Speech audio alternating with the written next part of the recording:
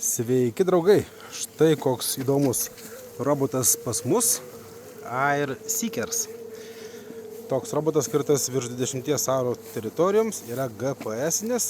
Na ir kas mūsų kanalą stebėjo, tai turbūt jau matė, kad mes gal prieš mėnesį laiko apie jį buvom pradėję kalbėti ir baigėme. Baigėme ne šiaip sau, o tam, kad jūs jų nepirktumėt. Todėl, kad buvo šiek tiek temos su gamintoju dėl regionų, dėl dažnių.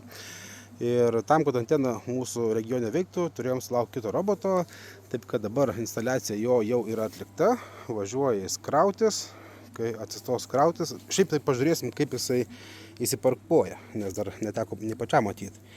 O parkuojas jisai atbulom. Varomas galu.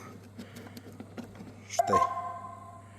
Kraunasi. Na, o dabar aš jums parodysiu įdomiausią dalyką, ką jis turi. Žiūrėkite. Įk robotukai. Taip, dar jis nieko nepjovęs yra. Yra peilis ir yra antras peilis. Ir yra dar sparnuotė. Na, dėl sparnuotės aš aišku keliu klausimą, ar jinai tikrai bus naudinga, kai žolė yra šlapia. Manau, kad ne, nes čia traukia orą. Žodžiu, žolė nupjauna pirmiausia šitas peiliukas. Jeigu žolė yra aukšta, jį dar kartą supjausto antras peiliukas, o tam, kad žolė pasikaut, šitas propeleris traukdamas orą traukia žolę viršų ir per šonus jį išmeta.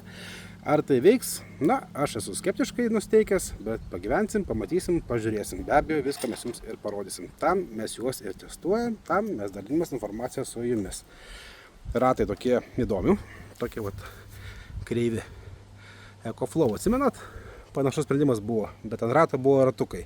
Dar vienas gamintojas naudoja ant rato ratukus laisvus, taip kad šita technologija čia nėra nieko nauja. Na, o mes dabar jam duosim krautis, netrukdom ir pažiūrėsim, kaip jisai dirbs savo darbą.